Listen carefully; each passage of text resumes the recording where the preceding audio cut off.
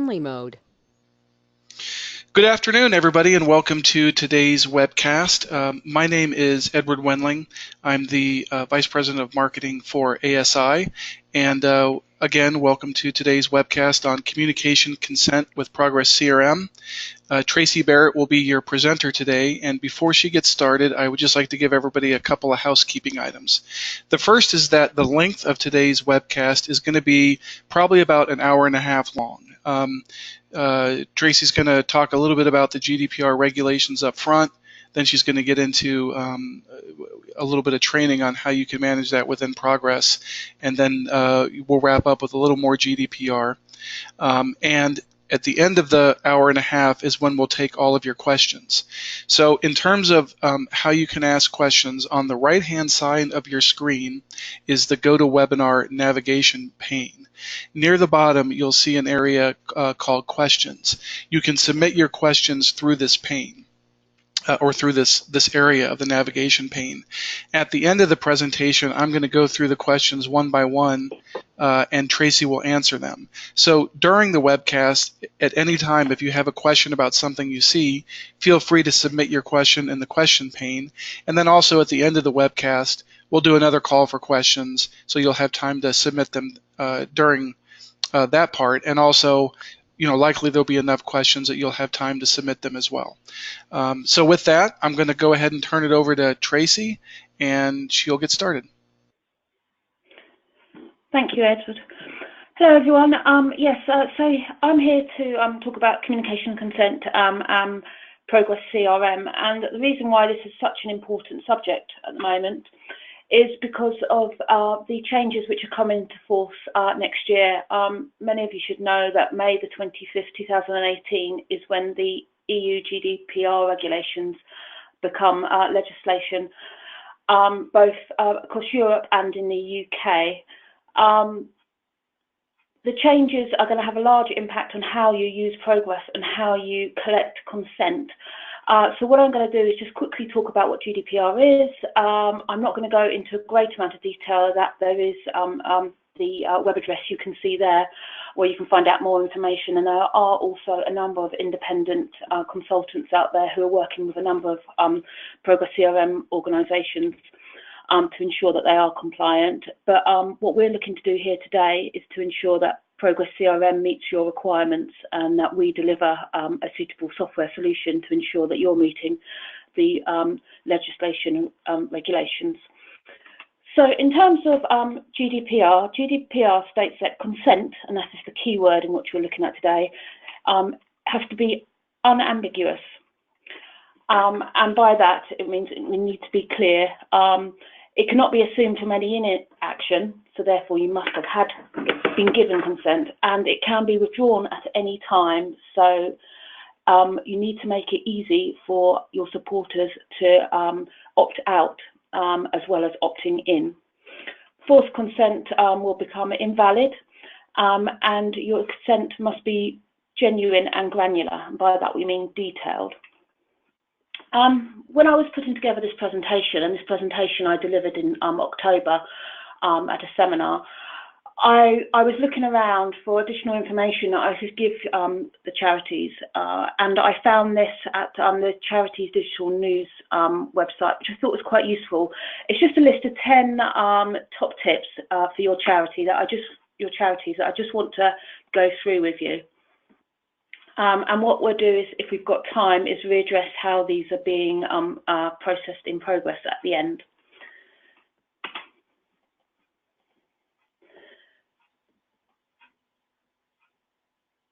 So first of all, you can't bundle consent in with your standard terms and conditions or as a precondition. Apologies, I'm having problems with my mouse. There we go. Pre-ticked opt-ins or opt-out boxes will no longer be valid, and requests for consent should be broken down into different categories. So by saying that, in terms of the fact that if you are targeting marketing to your supporters for different areas of your business, your promotions, then you need to ensure that supporters have opted into all of those separately. Your charity, and along with any third parties who work with your organisation, must be named so that supporters are aware of who they are. And you must always keep good records, allowing that you showed who has consented, when, how they've consented. So obviously that is a big change in Progress, and I'll show you what we've done to ensure that that is possible. You must tell all supporters that they have the right to withdraw their consent at any time, and also you can't make that too difficult for them. And supporters have the right to object to any direct marketing that your charity does. And this is just sort of like, as a heads up, there's no time limit on how long consent lasts for. Information Commissioner's offices recommend refreshing your data every 2 years. Obviously, that's entirely up to you how you want to manage going forward, but that's just put there as a recommendation. There will be fines, so this is something to take into account, that you do need to take these legislative changes seriously. And finally, you should have already started preparing for the changes that are taking place, hence why we're here today and why we've released a version of Progress this October, which hopefully will set your organisation up ready in time for May 2018. As many of you may know, we also did a sub-release prior to this in March, but it is the October release that we're focusing on today. And as I said at the beginning, what I'll try and do is, if we've got time, is readdress these tips at the end of the session. So the latest release of ProgressCRM is called ProgressCRM version 5, 2017.10. The naming convention for Progress goes by the year and the month number. So that's where you know that's an October release. And the changes that have been made available in this release, as within the last release in March, are purely surrounding communication consent. There's been no other developmental changes in there. That's been the pure focus of 2017. Going forward in 2018, we'll be opening up development of Progress again, looking at other areas, but that has been the focus for this year, just because it is simply so important, as I'm sure you agree. So, record consent, what's new? What I'm going to do in this session is I am going to show you slide by slide changes in the functionality in Progress and how you can use it. So there'll be screenshots and there's changes in terminology. Hopefully it would all make sense. By the end of it, you'll come out suitably knowledgeable to be able to pass on to your colleagues. For those of you who use Progress, and I'm assuming those on the call are familiar with Progress, pre-2017, I would say that Progress has been an opt-out in terms of it records communication consent opt-outs, not so much opt-ins as standard. Obviously, the thing about Progress is it's highly configurable, so it may be that you're using areas of this Progress CRM system to record opt-ins, but generally, in terms of record blocking, it was more about recording the opt-outs. So obviously that has had to be a bit of a shift for us, a big shift, and that's what I'm going to talk through. In 2018, you will need to seek permission from your supporter base to actually make contact with them. So communication preferences, opt-ins, will be at channel level and for specific communications, which we managed in a variety of ways, which I will talk through. Also, there will be a new readable audit log, so a history. Now, I appreciate Progress already does have an audit log, but this will be a communication consent audit log specifically for this requirement. So it is kept away from the current audit log, which can be a bit messy and difficult to read and understand. Within communication preferences, there is some new terminology within Progress. And what we've tried to do is we've looked at the terminology that's being used in the legislation and tried to mirror it in Progress to ensure that there was no confusion. So communication preferences is the new window that you will see in Progress, and that replaces what we called block reasons in the past. Contact block flags are now referred to as channels, and by that I mean these. So this is your OK to mail, OK to email, previously in the past known as blocking flags. They're now channels, so the channel of communication. And then there's permissions. Do you have permission to make contact? And there'll be 3 areas of the system where you can record permission consent, which I'll show you again. There'll be flags, groups, and a new layer called purposes. So saying purposes is a new layer of preference management, and it's optional for your key business areas. So you don't have to use that functionality, it's not required. Tracking is highly important in the new system. So we'll be tracking your channel options, permissions, that'll be the flags, groups, and purposes, and that is what will be recorded in the new communication preferences log. An additional layer of complexity is channel confirmation flags.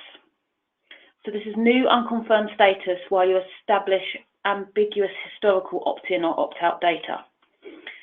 And that is a new question mark feature, which I will talk about a bit more because that is new in October. So if you have been looking at the March release of the software, you have not seen that before, so it's brand new. And then there's green ticks, confirmed status for channels where people have opted in.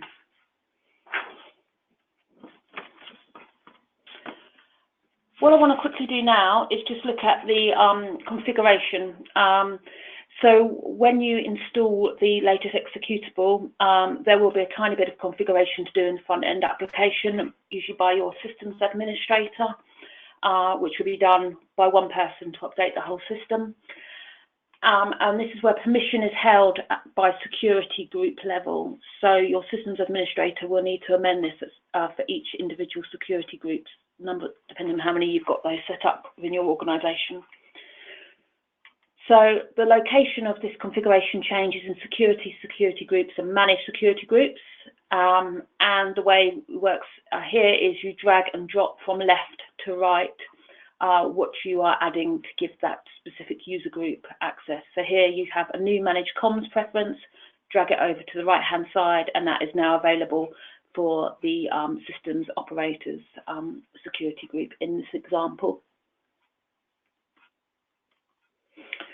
The other thing we need to do is under tabs and record type security is add the new communication preferences log tab. That is a new notebook tab along the bottom of Progress so that users are able to see that.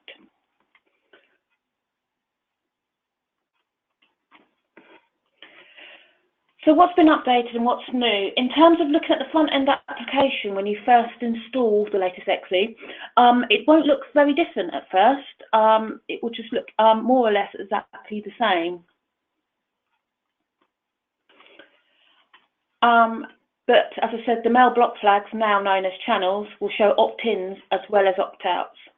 So they will show a confirmed green tick and an unconfirmed-ish, which I'll talk about a bit more in detail in a moment.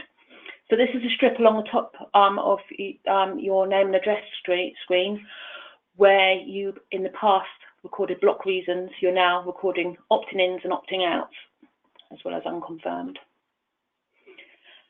And as I mentioned before, the block contact screen, which when you double click on one of these, which pops out, has now been replaced with a new screen called Managed Communication Preferences. And if you're thinking, what's the block screen? It's this one whenever you go to block somebody from a specific channel of communication. So in the past, you would have just said, this is a block by mail, the block reason, source. Don't believe it was compulsory to enter both of those, and a date. That field, or that pop-out, no longer exists, and it has been replaced with a new screen that looks like this, and this is called Managed Communication Preferences. And please don't worry, I'm going to show you in detail what this looks like. And all the information that is inserted and updated in the Managed Communication Preferences tab will be recorded here in this new log. So it's a new notebook tab along the bottom. And I will show you in more detail how that works, but that will show every single change on an individual's record for when they've opted in and opted out of receiving whatever level of communication. And that's there. So I'm going to take a bit of time to go through that new Managed Communication Preferences tab so that you gain a good understanding of how it works. The screen looks like this, and it's essentially broken up into 3 key areas, 3 zones. The setting up of preferences, which is the top part, the settings for channels, and then the permissions management, which is the bottom third. If we look at settings for preferences, this is not very different from the block channels from before, in terms of the fact it has date, source, and reason. However, these are now compulsory fields. It will default to the dates that you are updating the record. However, you can change that. And there is now also a new comments field there, which was not available before. That is not compulsory.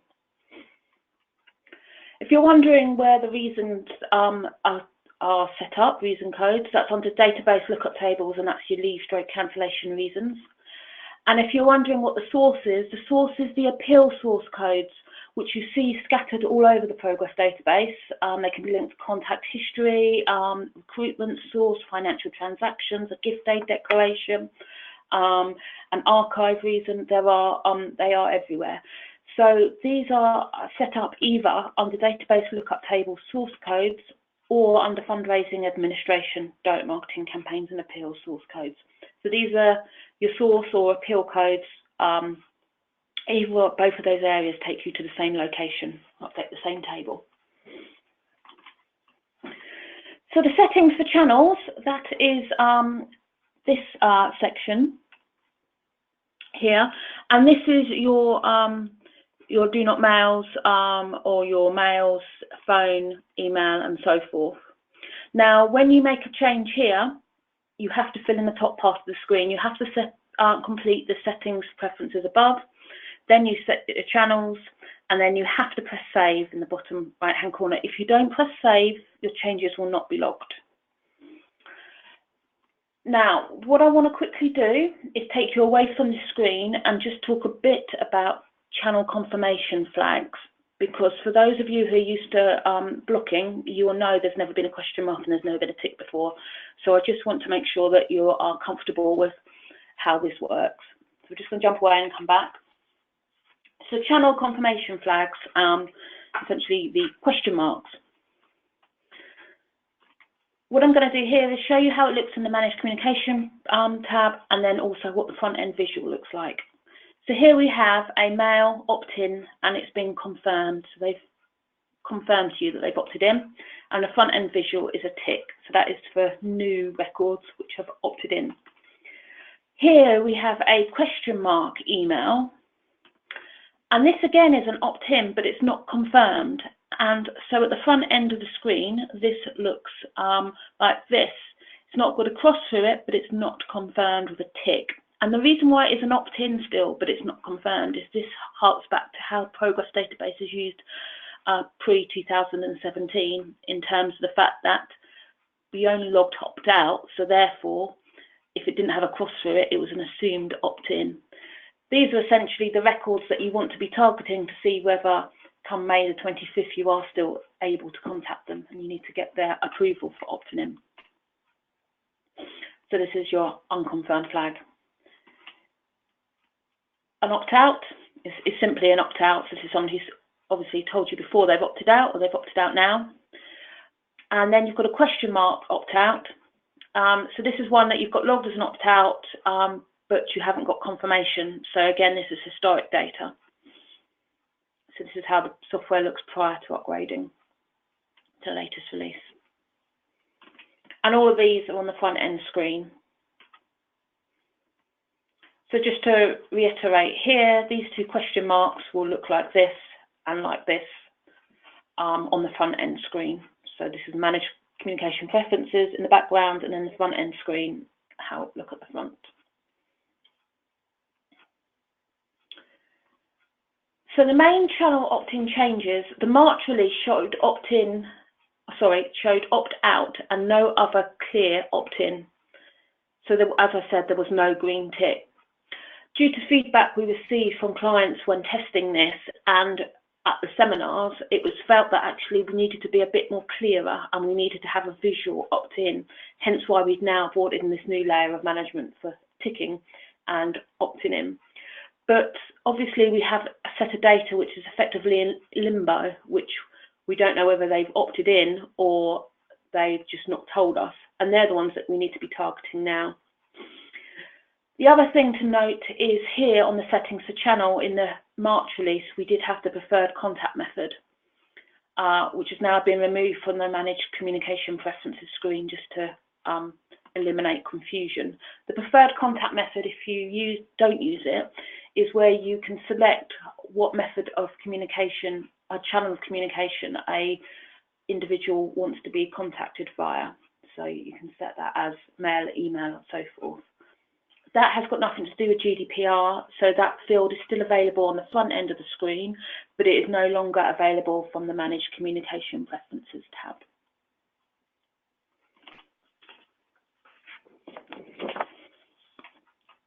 Channel confirmation tabs. So new confirmation opt-in and opt-out fields will be added to the contact table, one for each channel. So this will be mail to email, phone and SMS OK. Reciprocal is not on here just because it is not a GDPR requirement. From talking to most of our client base, they don't actually do list swaps anymore anyhow, so it's more of a historical field on the system. It may be that your organisation does do it, but it does not. It is not covered under GDPR, so it is not there to be changed. In terms of how these question marks as fields look in the back-end database, these are bit type data fields, so they will contain a 0 or 1, and they are available for selection from within the query view. So these question marks are additional fields that link directly to each individual channel. So channel confirmation flags for new records. If you add this executable to your database today and you start adding new contacts to your database tomorrow, on the front screen, those records, unless you amend them, will automatically be opted out. So everybody will be defaulted to opt out. And then it's there for you have to opt them in as and when you receive communication consent from them. So the screen will look like this. And from the Managed Communication Preferences tab, it will look like this. So as you can see, again, the reciprocal is not included, but the others are all opt-out question mark because they're unconfirmed. And then you go in and make the changes when you've got the information. Existing records in progress, so these are progress that have been added prior to you applying the executable. These will retain their current status, but they will have the unconfirmed next to them. So the front screen will still look like this. There's no ticks. For those who they've opted out, it will be a cross. However, on the tab, everything will look like a question mark again until you've changed them.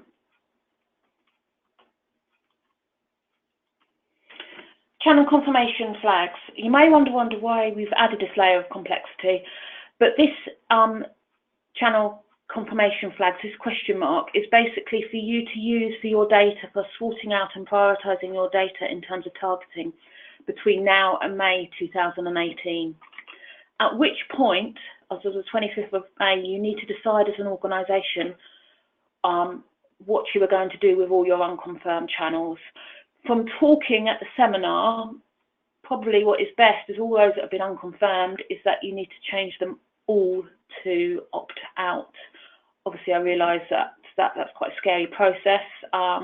There was talk about possibly whether we could supply scripts to be able to do a global update to do that, and I'm sure that something could be requested. Obviously, I will be emailing all our clients at that point just to make them fully aware that the opt-in, opt-out rules apply. So it's something to think about and something to be prepared, get prepared for. Right, so now what I'm going to do is go back to that screen and we're going to look at the bottom half of the screen, which is permissions management. And I don't know if you remember, but there were 3 tabs along the bottom there. The first one relates to flags, so I'll talk about that first. So it's this part of the screen. You'll see here there are 3 tabs: purposes, flags and groups. And I will go through each of those. But the flags as with any of these, rely on you filling out the settings and preferences at the top. So any changes you make down here will need a date, a source and a reason, and also need to be saved. So this is the first time we're seeing that word tracked that I mentioned before. Only flags which are tracked are shown here. And what I mean by tracked is those are ones that you want to see on the communication preferences log. So I've got some examples here of a weekly e-bulletin, e-newsletter, summer DM appeals, etc.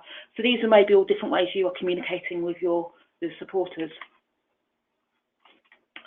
So let's have a look at the flags tab. For those of you who use the flags tab and are very familiar with it, you will already know that there are potentially up to 50 empty flags available for you as an organisation to use. You may be using 2 of these or 49 or even 50 of them, and they could be used for any number of things. So flags are basically just a tick box at the moment. That's all they do. It's and it can flag anything, so anything you want to record.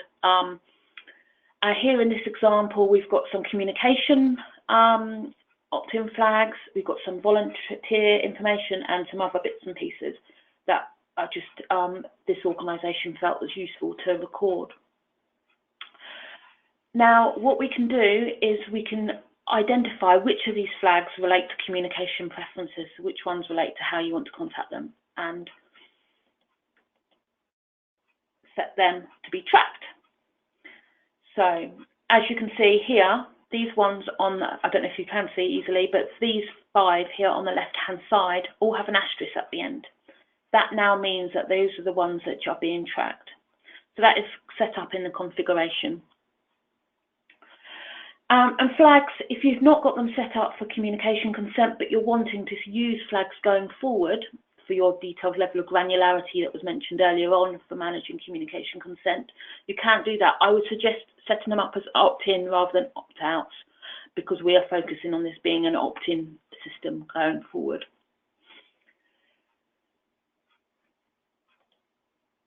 And if you look over here on the right-hand side, these groups here do not have an asterisk next to them, so they are not tracked.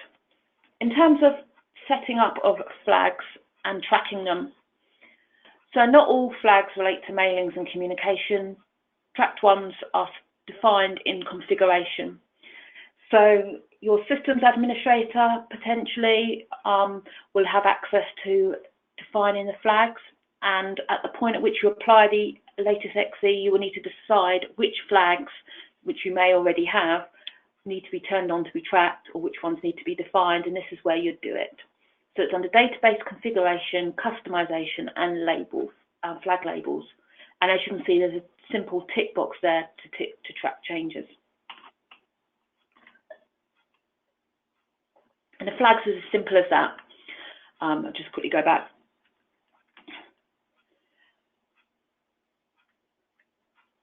What I want to quickly just show you here is that you can only see the flags which are tracked, which means that's the only place that you can change a tracked flag. So if you go here, although you can see the tracked flags, you cannot actually amend them from the flags tab anymore. You have to go into the Manage Communication Consent view to be able to amend a tracked flag. That is so that it is recorded on the Communication Preferences log. Right, so let's just jump to groups now, and groups works in a similar vein. So for those of your organisations who may use groups already to manage communication consent or many different areas, this is very similar. And the way this works is the available tracked groups which are available are sit on the left-hand side, and then when you want to select them, somebody opting into them, you simply move them to the right-hand side, as shown here. You will not see the untracked groups on the left, and once you have selected a tracked group, moving it from left to right, the group will default to the settings above. So by that I mean the date, the source settings will be what's defaulted on the group record. If you want to change that, you can double click into a group to change that. And obviously, as always, remember to save. If you don't save it, it won't do it. So in terms of configuration of groups, database configuration lookup tables, this is where you create your group, and you might have a higher level of group type for mailing communications, because there's 2 levels to groups if you use that. And then here you have group is tracked, and they're the ones you tick select, the ones that you want to see here. Right, amending group details once selected. So if you use both groups and flags, you'll know that flag is just a tick box. Group is much more complex in terms of the fact that it has a join date and a left date and a source as well. If you do not want the preferences that are set in terms of the date, the source at the top here, then you can double click into your selected group here and make the changes there. Once you've selected a tracked group from left to right, you can double click to amend the details, as I've just shown you there. So group date management, and this is something you need to be fully aware of. And what I would recommend, if you are an organisation who's thinking, I need to be more granular with our approach to communication preferences, and I need to start recording these, and you're not doing it yet, I wouldn't probably start using groups because it is a bit complex. I'd maybe look at flags or what I'm going to show you next as in purposes. If, however, groups is what you've been using for years, then that's fine. But it's just there's some caveats in terms of the dates and these, which I'll explain now, which makes it slightly more complicated.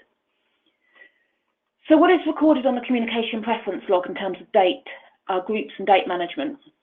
Well, whatever you set in the settings for the communication preferences tab, so that here, this date, source, that is what will be recorded in the communication preferences log. However, what is recorded on the groups tab is, again, it will be what's on the managed communication preferences log, unless you double click into it and change it. In which case, when you go to look at the groups window, it will look like this. So you'll see here that this has got the preferences for the 16th of the 10th, but joined the group on the 9th of the 10th. Once you've selected your tracked groups, by moving from left to right, the group info will default to the settings of the preferences, as I've just said. So that's just showing that there. The date left group. Now this is where it gets a bit more complicated. You need to open up a group in communication preferences to make a change to it if it's been selected to enter the end date. You cannot change it from the groups tab. So that's the only way you're going to get a left date, or you delete it from the group tab completely. However, that will not update the leaving a group on the communication preferences log. So once you've entered somebody into a communication consent group, they will always sit like that on the communication preferences log. So when identifying tracked groups for mailings, you'll need to ensure that you've put that left date parameter into your selection criteria, even query or report writer, or however you're selecting your data, which I would imagine would be how you're using groups now at the moment. If you've added someone to a group for a mailing and there's a left date, you would exclude those from the mailing. But it's just to make double aware that that is set up. So from the groups tab, how does this all look? In the group, this is a sample group tab. I've got 2 records here. The first one is a group type called brownies. So this is just the fact that they're in the brownies. And the second one is a communication, a mail communication preference for e-newsletter. So in terms of the first one, you can go into the groups tab, double click on it, enter and amend it. That one you'll notice is in standard white. However, if you try to double click on the e-newsletter that you've created for your managed communication preferences, it won't allow you to open it up from here. You will need to go back to the managed communication preferences screen to amend that record. And you can do that by clicking on this button here. If you're creating a new group that is not a communication preference group type, then you will only see records which are non-communication preference related. So you'll only see all the other groups that you have. Likewise similar as when you're in the managed communication preferences, you will only see the groups which are tracked. So I hope that makes sense. Purposes. Now this is a whole new layer that I want to talk about, and as I was saying, maybe if you are using if you don't want to use groups and you can't use flags because you've used all your flags up, but you need to go down to that more detailed level of granularity, then purposes might be the area that you want to look at.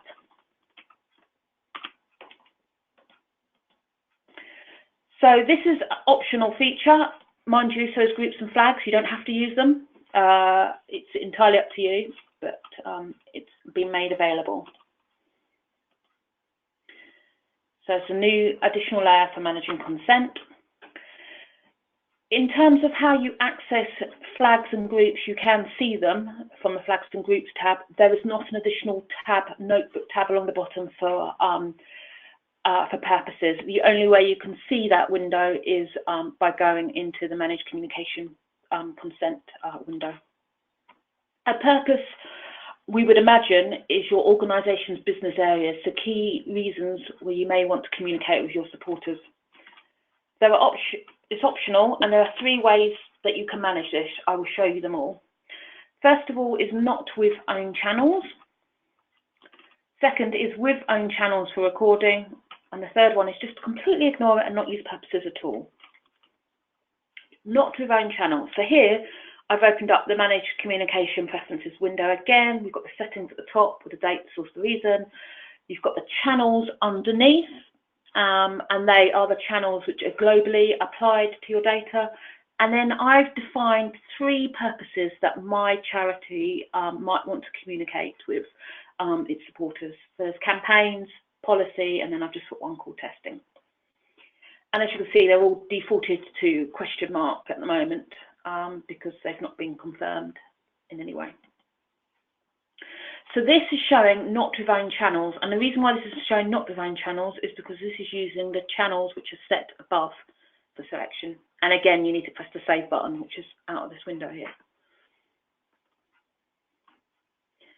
In terms of defining whether you want to use your own channels or not, this is under Database Configuration, and Record Defaults. And there is now this communication purposes should include channels. And for this version, we'd say it's not ticked. The location for defining your new communication purposes is under similar area in terms of configuration, lookup tables, but there's now one there called communication purposes. If you've not ticked that button on the previous screen, all you're literally doing is putting in a code and description here to define your communication purposes.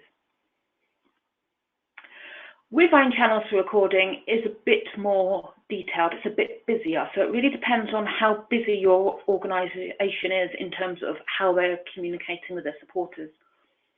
Maybe for smaller based organisations you don't need to go into this much depth, but some others might. So here again we've got the 3 purposes which I've defined, but what we're doing this time is we're ignoring the channel setting above and we're using the channel settings for each individual area.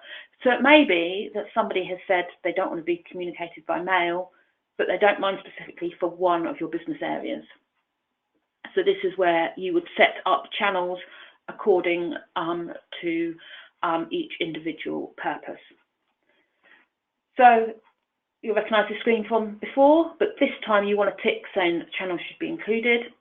And then again, when you go into configuration to define your purposes, now when you're creating a new purpose, you'll now see there's an additional tab next to it called Details. If you click on the Details tab, now you have the option to select which channels are to be used for which communication area.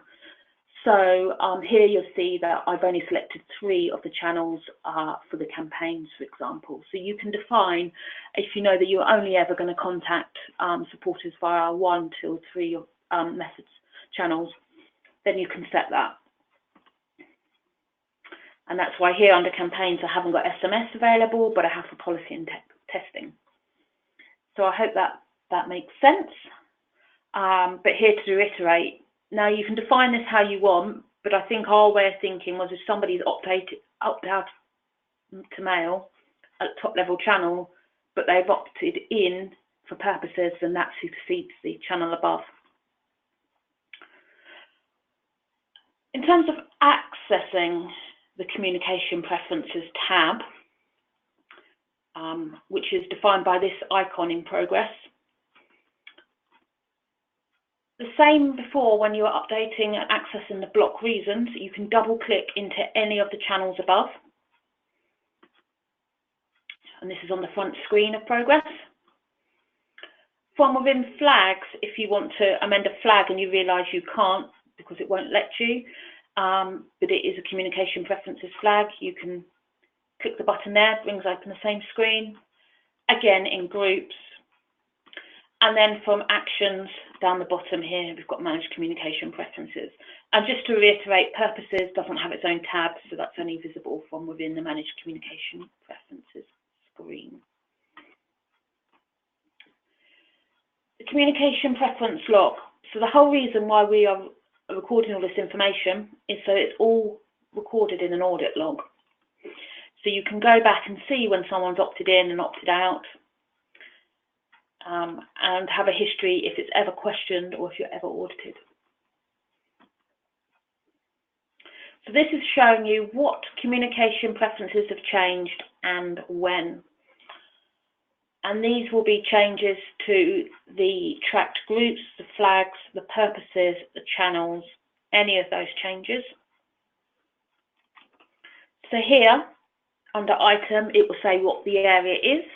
So you can see the purpose here was changed to campaign mail. It was previously undefined. It's now set to yes.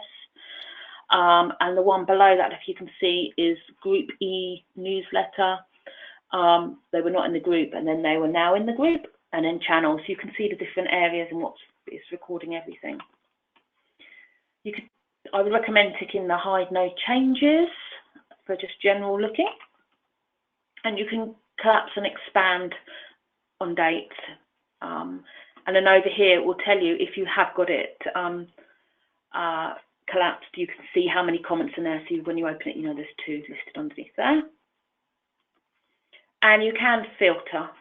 So you can just go to look for specific items. And this button here in the top left-hand corner, if you just click on that, that will refresh the results. So here in the communication preference log, here on this example, I have filtered by purpose of campaign mail, and so that's what I can see. And then here I have expanded on 5 changes on that one date, so you can see them here. And the communication preferences log obviously is read-only. You can't amend it in any way, shape or form. Just want to quickly touch on archiving of records within Progress. There now is an option to add source code when archiving a record, which wasn't there before. So that's just there. And when a record is archived, the block flags are all recorded in the communication preference log. You need to make sure you have the hide no changes unticked if you want to see these entries. And obviously, if you unarchive, then that will all be reinstated and that will all show on there as well. So. Okay, so now what I wanted to do was just go through query with you. So there have been enhancements of query to ensure that you can manage your communication preferences. You can apply the blocking flags and the purposes, I say the blocking flags, the channels, to your result set. You can add channel confirmation flags, that's the new question mark, so you can query on that, and that's been added to the standard current information view. If you want to add it to other views, then you need to request that via a support desk. There is a new purposes view available for querying on, and purposes are available on export as well. Let's go through these quickly. Applying blocking flags and purposes to your results test. So this is an example of where you've actually I've built a mailing data file and I'm actually querying the results. So I've already got my selection, I've already got the results sitting there. I'm not sure how many of you use the blue flag icon here, but that allows you to retrospectively apply block flags, as they were called, channels, And now you can also apply where the purposes are not allowed. So you don't need to build it into a section or criteria. You can add it here afterwards to the data file. So that's been added. This saves on having to build it into sections, as I've just said. Channel confirmation flags and queries. So new fields will be available in query for the new channel confirmations. This will be in the FB contact information view. And these are confirmed mail okay, email okay, SMS okay. Note, as I said before, reciprocals not included. And these sit as true, false in terms of how they are produced on output. And this is how they look. Confirmed okay, you either tick the value when you're building your selection rule to include it or not. So this looks like this in terms of your selection rules for output. So query for new purposes. There's a new query tab for purposes, so that is a whole new view. This query view will have all the contact query fields and these new fields, which are all your different purposes. Obviously, if you're not going to use the purposes functionality, you won't need to install the new query view, but it's there available if required. And in terms of when you're exporting data, potentially from mailings for communications, at purpose level without channels, this is at the point at which you're pressing to export. You may be familiar with this screen. You've got the are not archived here selection criteria that you can add in the do not mails if you haven't built them into your selection. Similarly, you've got allow contacts for the purposes of, and here you've got the drop down of which purposes you've selected, so whoever you're targeting to mailing. And that, yeah, that's for those who are without channels. And those who are with channels, it looks like this. So you select which mailing preferences, allow contacts for these. So even if they're flagged as a do not mail up here, but they are flagged as an OK to mail in here, they will be selected.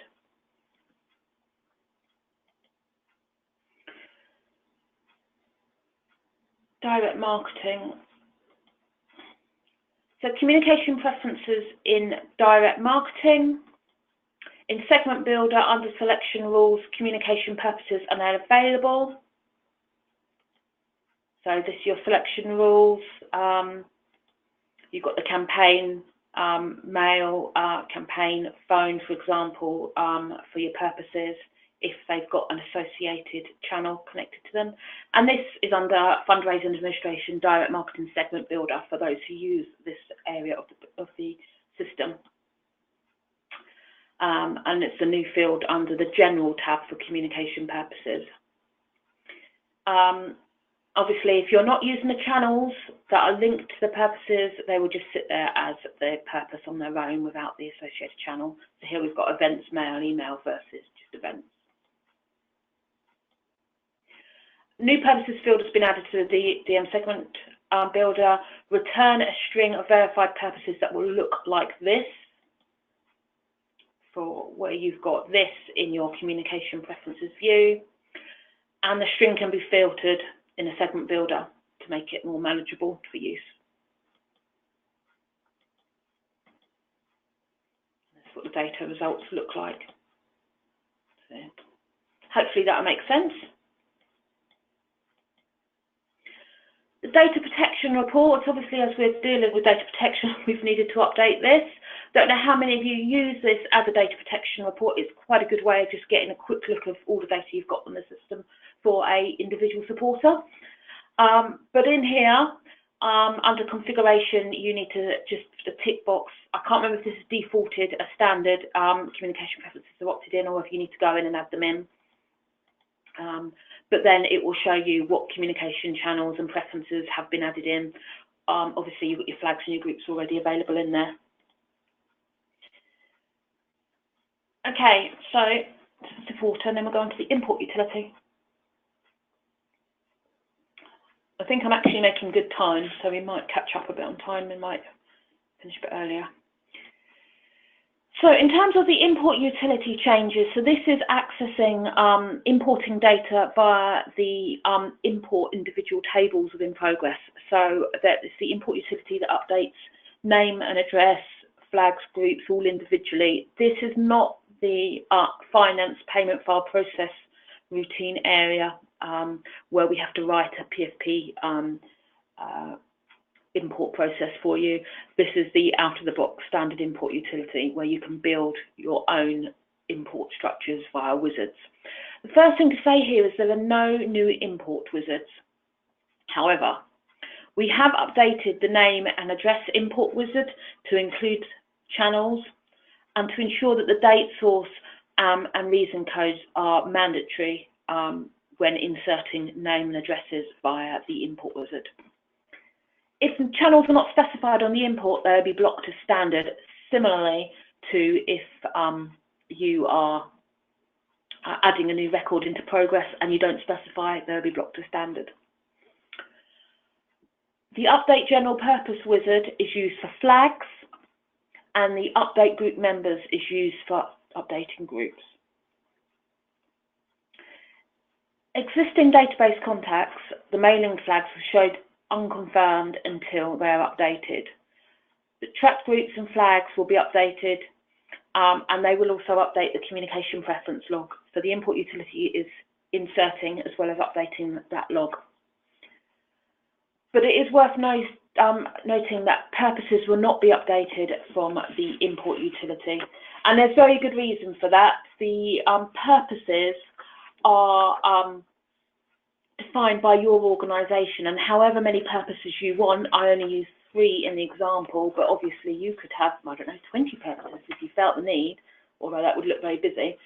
But we don't know what the purposes are, so to be able to define an import, to be able to import and update them, which is far too complex. So in terms of what we're recommending there, is if you are going to be importing data into purposes that you've defined, is look at us writing you a payment file process import routine to get that done for you. Hope that makes sense, but if not, please do ask us about it later. So this is the name and address import wizard for those who are used to using it.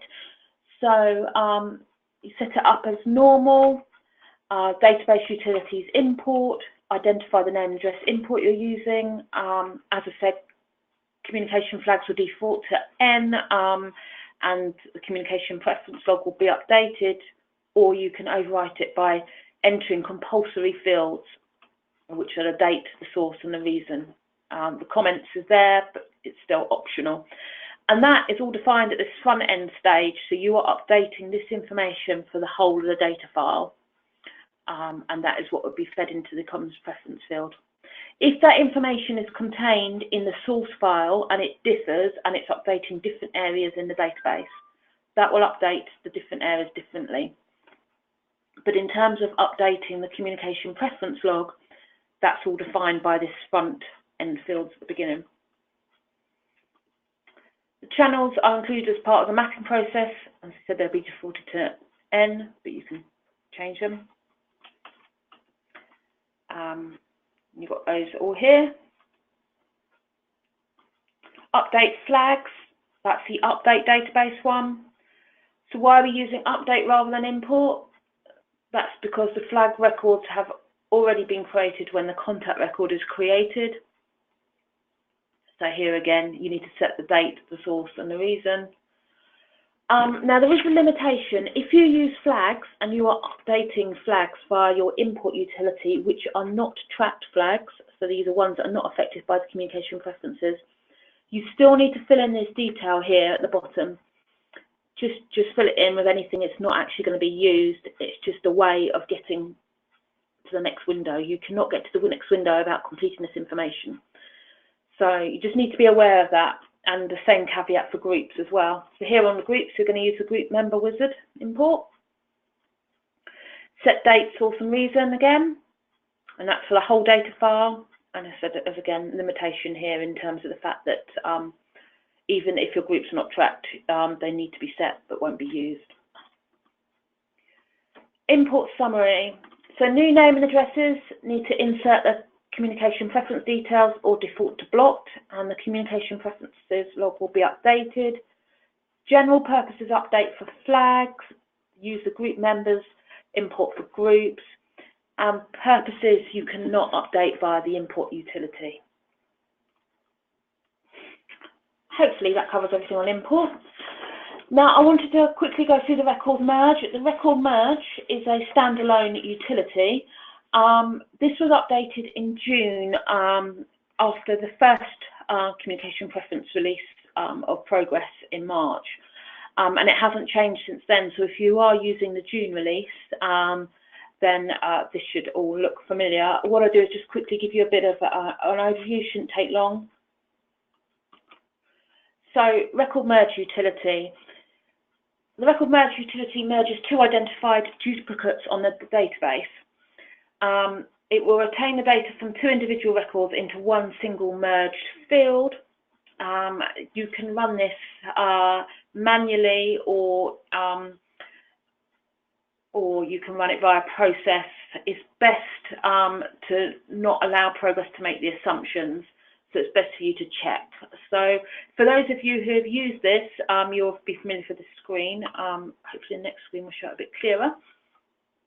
So what I want to do is just quickly give you a quick recap on the record merge utility. So depending on how you set your parameters in terms of your match level, Progress will run through your system, your database, and will identify potential duplicates. It will present them in this format. It will show one on the left as being white and one on the right as being yellow. You decide, first of all, if they are a duplicate or not. If these are not a duplicate, you simply hit these are not a duplicate button. And then you also press to retain which record you want to retain. So you can either point to the left or point to the right, as here. What you'll find when you've identified your duplicate and you're going to merge is at the bottom here, there are tabs which are highlighted in bold. They are the ones that are telling you there is information behind. So you need, if you're making your assessment in terms of which record to retain, you need to look behind each of these tabs. Now the good thing is that you can drag and drop information over. So in terms of finance, here with this record we've got showing here, this would merge all the finance records over. So you would have all of the transactions that were on both records would be pulled over.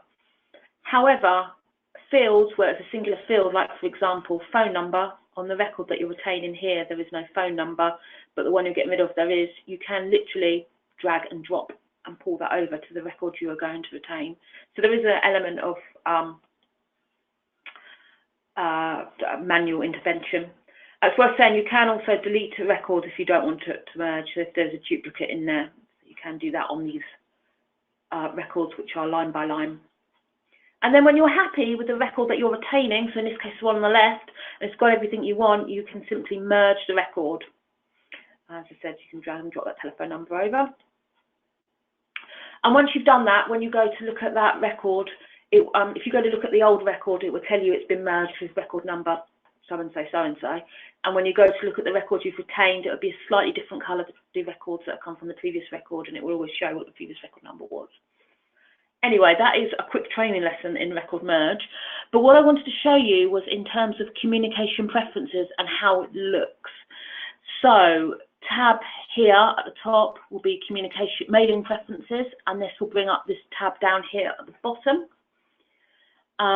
If you are using purposes, they will be shown here on the top. Oops, sorry. And what it will do is it will select the purposes selected for the most recent record created in the database. If they are different, there will be this warning sign under here saying the settings are different for each person. You should check carefully before merging. And then below, it will show you the differences between each record number. If that is the case, you need to go back into the Progress database and manually amend before merging the records. But you can see here what the communication preferences log is doing, and that will merge the communication preferences from both records into that log with the PV key, so you can see which record. The PV key is the record number, by the way, in Progress. So you will be able to see once they're merged where all that information has come from. So the record merge, just to reiterate, will take the most recent setting, but will warn you if they're different. The user determines the information to keep. This may mean updating the merge record in progress after or before merging. The communication preference log should determine which of the latest settings and what should be kept. And if in doubt, do not merge the records until you have corrected the communication preferences, just because it is so important. So here we've got most recent communication preferences will be retained, the warning message, where you can see the listed, all the purposes, and then the full log, 2 different colours. I don't think you can see the 2 different colours very clearly on the screen. Okay, so I thought I'd take an hour and a half, but I think I'm going to take just over an hour, so very nearly done. There are some technical notes and scripts that when you're upgrading you will need to be aware of. There are 3 new SQL tables being added to the Progress database. What is worth noting is that we never remove tables, we add to them and we create new tables. So don't worry, we will not mess up any of the data structure of your current systems. But there is a new communication preference area, which is the lookup table for communication areas for which permission might be sought. There's the new communication preferences, current communication permissions for a supporter for each area, and then obviously there is the new communication preference log. There will be a number of scripts to initialize flags from null, to check the channels for channels with null values, and to check confirmation fields with null values. That's just basically a bit of a tidy up your data to ensure that we don't get any discrepancies in the data. Is additional scripts, separate technical briefings to insert the purposes query view if you are going to be using that side of Progress. So I said if we had time we'd quickly review those 10 tips, and I'm absolutely flabbergasted that the seminar that took me 2.5 hours, that just talking to myself I managed to do in 1 hour, so we will quickly go through these and then we'll open up the session to any questions that you may have. What I want to point out is when I ran this seminar in London last month, I did have my technical sidekick Terry Carter with me. I don't today, it's just me, myself and I. So if there is anything technically that I can't answer, I promise I will go away and find out the answer for you. But anyway, let's have a look at these tips. So the first 2 is you can't bundle consent requests with T's and C's, and pre-tick boxes or opt-out boxes will no longer be valid. So what you need to do is make sure that default flags are not set for tracked flags. For those of you who know, when defining flags, you can actually default that people are opted into a flag at the point at which a record is created. This is next to the new tracked column, so you just need to make sure when setting up that that is not happening. And you can see a picture here. This is in flags where you've got default here, so you need to make sure they're all unticked. I'm wondering now if maybe this option is obsolete and we possibly remove it from a future release. That's maybe something to debate with the Progress user group. Blocking flags are now opt-in and opt-out channels, and I've gone through that quite a lot, so hopefully that's clearly understood. And new records will be defaulted to opted out until the supporter has told you that they're opting in. Your charity must be named of any third-party fundraisers, partners, agency. That is managed away from Progress. That's something for your organisation to take into account. You must keep good records allowing you to show who has consented, to what they've consented, when and how. We've got the date, we've got the source code, we've got the notes for channels now. We've got the areas in the database to manage permissions, as in flags, groups and purposes, which are now linked to the date, the source, the notes and the channels. And then all of that is fed into the communication log, so hopefully that ties that up nicely and ensures that we meet that requirement. You must tell your supporters that they have the right to withdraw their consent at any time, and you must tell them how to do this. So that's a policy that your organisation will need to put into place to manage outside of Progress.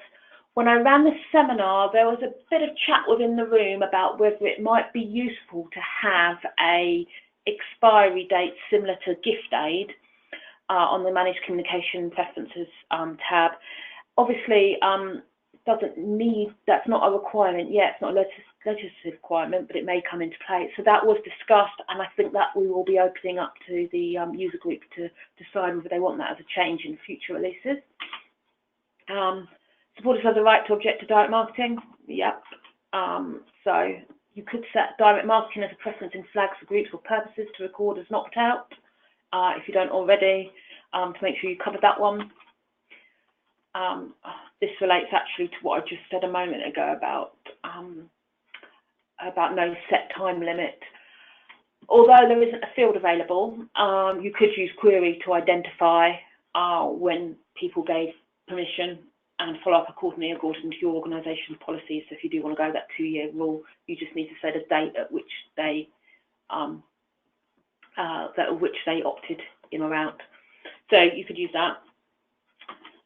The money side in terms of being fined, yeah, enough said. Not very nice. And finally, in terms of preparing, over to you. We've now given you the software with a view that hopefully you can now run with it. You will need to sit down as organisations, as I'm sure you are already, and define your key business areas and how you are going to manage this process. For those who attended the seminar last February or June 2016, we had a great chap from Chector who came in and did a talk on this. There are his services and the likes of other suppliers out there who are happy to support organisations to ensure that they are compliant with the changes for next year. What's next in terms of development? We're going to get this, we've got this now done. We are now applying this to web services. The initial release should be out around Christmas time for that. Web browser we'll be looking at. Then we'll be doing some bug fixes, and then in 2018 we are going to be opening up the development books again and redefining the PAC team, which is the Product Advice Committee. So if anyone's interested in joining that, please do let me know. And yeah, thank you. And Edward, if you're going to pick up now, so if there's any questions. Yep, great. Thank you, Tracy. Very thorough presentation. I've got a few questions, some of which you may have covered as you went through, but let me go ahead and ask them all just to make sure we can, reinforce the point. So the first one, I'm pretty sure you covered, but let me just go ahead and ask. Do we only have one set of communication preferences? Can we have opt-in for different parts of the organization, such as branches? For example, we work closely with another organization who may contact members on our behalf. Yeah, so exactly. So that's why we've defined the flags, the groups, and the purposes. I'd probably suggest maybe the purposes would be the best area to cover that. But using one of those 3 tools in terms of mission management should allow you to do that. Hopefully that was covered a bit later, yeah. Okay, next question. Will Progress track the identity of the user who updates, adds a consent for accountability/audit? Yeah, any change that's done in Progress will be updated on the standard audit log anyhow. In terms of on the communication preferences log, let me just quickly see if that's on there. If that field can be added in, I need to check. But there is the standard audit log, so you can see who's made which change. I can't see from my screenshot without going into the system whether that's actually recorded on the actual communication preference log, but it could be something that's added in if it's not. But otherwise, we've got the standard audit log. So, yes. Okay. Next question. GDPR requires permission to hold data for purposes other than marketing. Most of the users of Progress will need recordable, auditable consent to enter data into Progress. There doesn't seem to be a tab or button or box to record this. Okay, so is this in terms of something like a scanned copy of consent?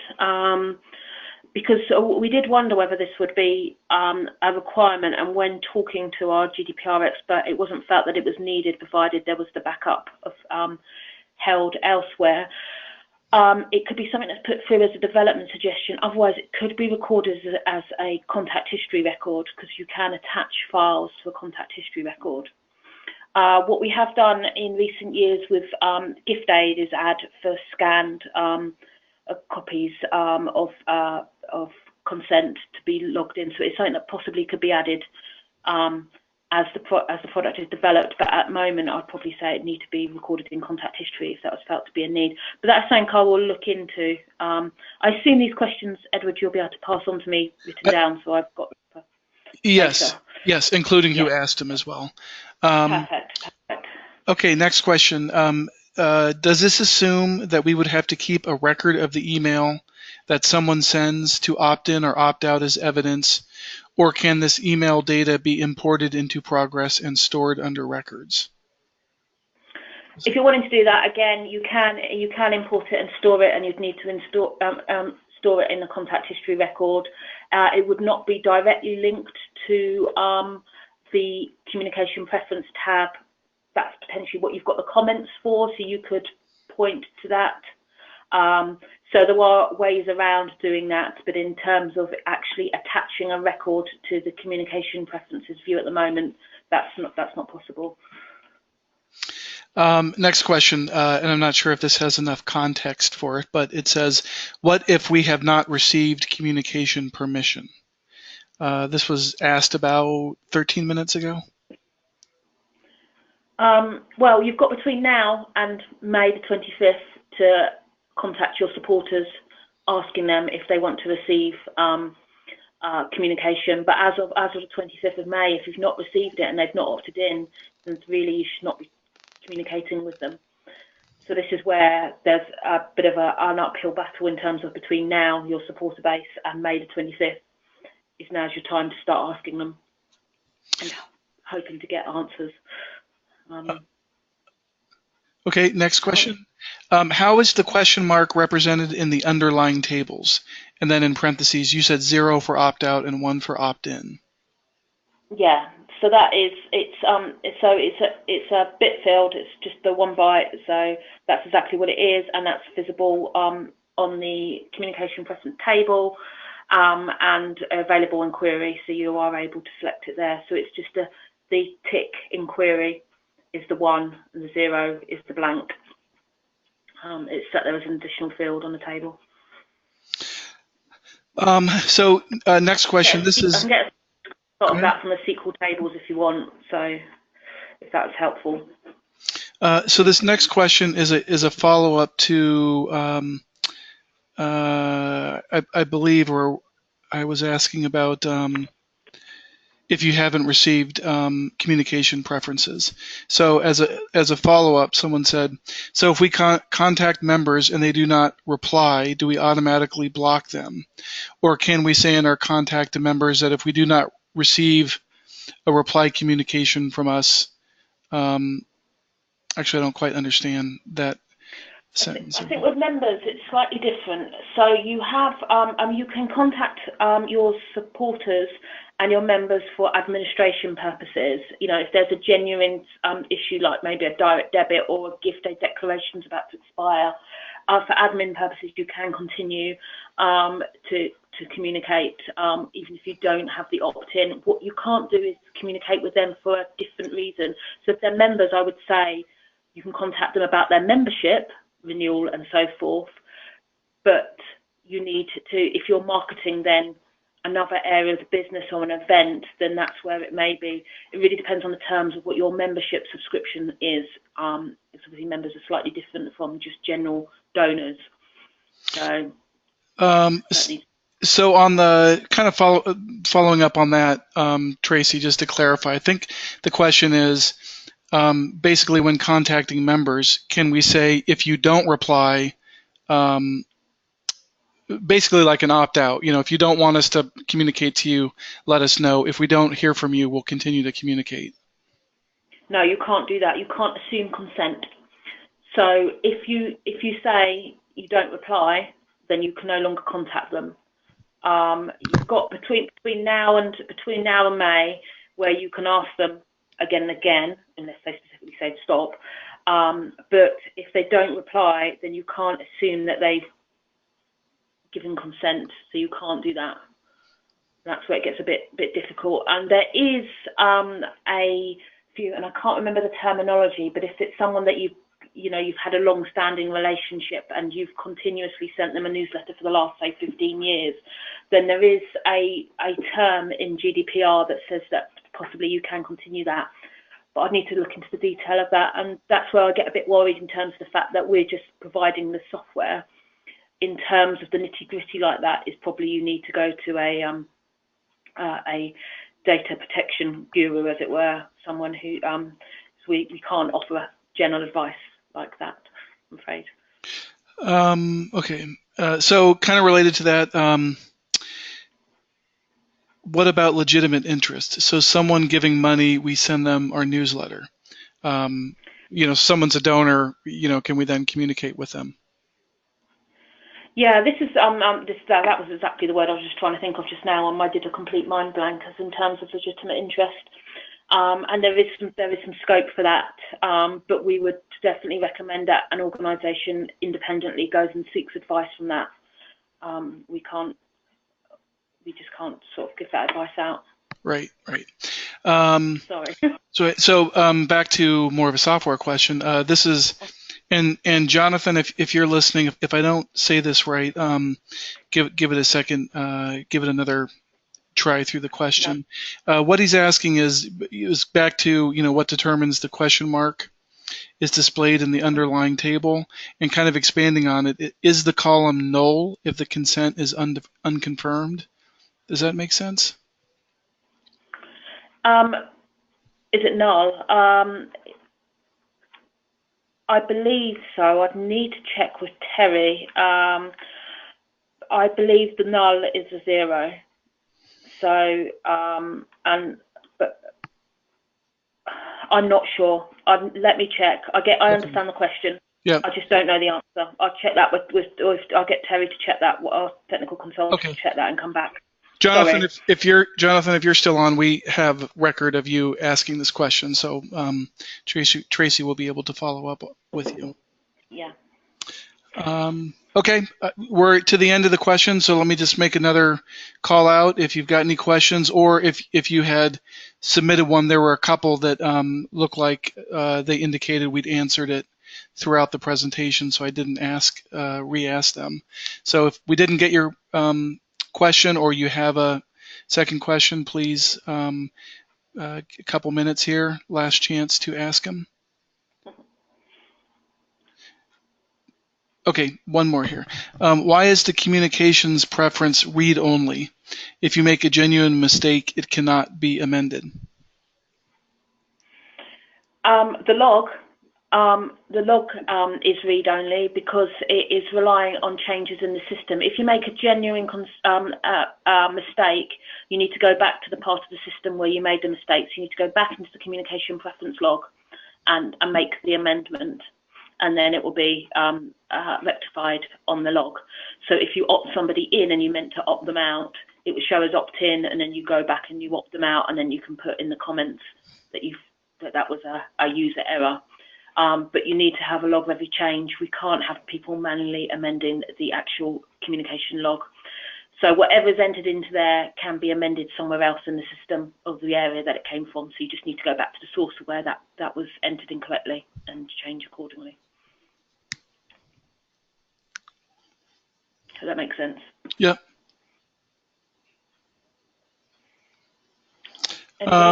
Okay. Any more questions? Going once? Hopefully everyone's got my email address anyway, if they think of anything else. Going twice, going 3 times. Okay, that's it. And just for everyone who's still on, we will send you a link for the slides, and we've also recorded this presentation as well. It won't be immediately. It'll probably be early next week before we get it out to you. Okay, thank you everybody, and have a great day. Thank you, Tracy. Thank you, Edward. Cheers, thank you.